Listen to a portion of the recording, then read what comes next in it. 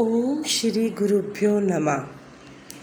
आनंद का दूसरा पंख योग हम लोग आपस में चर्चा कर रहे हैं। आनंद का जो दूसरा पंख है वो योग करेंगे तो आपको अपने अंदर एक प्रसन्नता, एक आनंद, एक हर्ष, एक उल्लास, एक तरंग, एक उत्साह आपको प्रतीत होगा। तो आनंद के दूसरे पंख में आज हम अस्तेय के बारे में बात करेंगे। अस्तेय का मतलब होता है चोरी ना करना। चोरी ना करना में 3 अर्थ आते हैं। मन, वचन और कर्म से चोरी ना करना। मन से आपने किसी वस्तु को देखा और आपके मन में आया कि ये वस्तु मेरी हो जाए, और अगर ये वस्तु मेरी नहीं होती है तो रात्रि के समय जब कोई ना देख रहा हो तो मैं ये वस्तु चोरी कर लूँगी या कर लूँगा।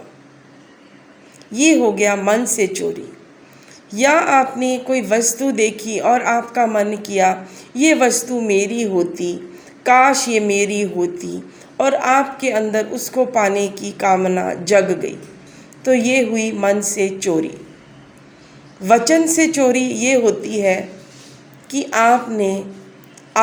आपने असत्य और मिथ्या भाषण किया।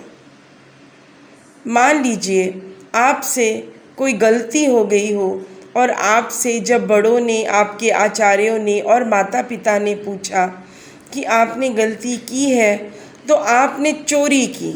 आपने उस वक्त तक वचन की चोरी की।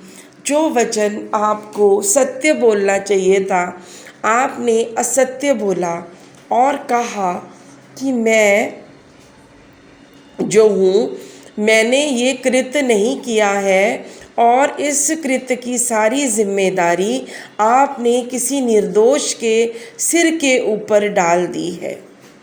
तो ये हो गई चोरी आपके वचन की। आपने वचनों के अंदर चोरी की, सत्य वचन को मिथ्या वचनों से ढका, तो सत्य वचन की यहाँ पर चोरी हो गई। कर्म में चोरी ऐसे होती है जैसे चोर होते हैं और किसी के घर की वस्तु चुरा लेते हैं, किसी के घर में सोना चांदी लूट और उत्पात मचाते हैं, उसको कहते हैं शरीर द्वारा चोरी। आपने किसी की सुंदर वस्तु देखी और आपने उसको पर्स में डाल लिया। आप बाज़ार गए और आप दुकान में गए, आपको कोई वस्तु पसंद आई, आप उसका मूल्य नहीं चुका सकते, तो आपने क्या किया, वो वस्तु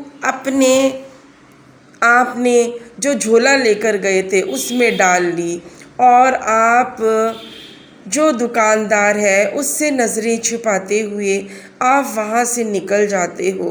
तो ये हो जाती है शरीर द्वारा चोरी।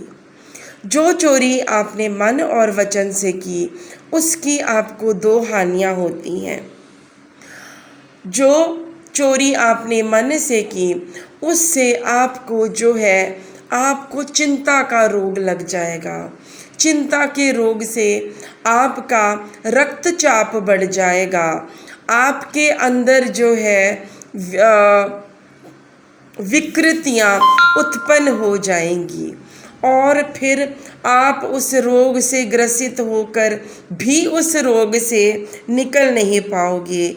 सदैव आपको चिंता घेरे रखेगी और कहा जाता है चिंता जो है वो चिता समान है, तो ये चिंता आपको चिता तक ले जाएगी।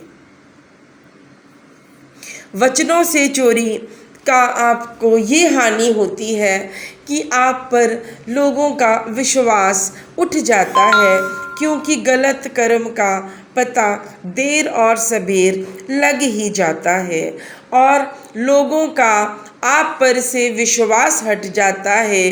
लोग कहते हैं इस व्यक्ति का कोई विश्वास ना करो क्योंकि ये मिथ्या भाषण करने वाली या करने वाला है। तो आप समाज में सम्मान को खो देते हैं और इससे आपको जो है मानसिक अवसाद घेर लेता है। समाज से कटे रहने से आपको जो प्रेम और जो सहायता समाज से मिलनी चाहिए थी वो बंद हो जाती है।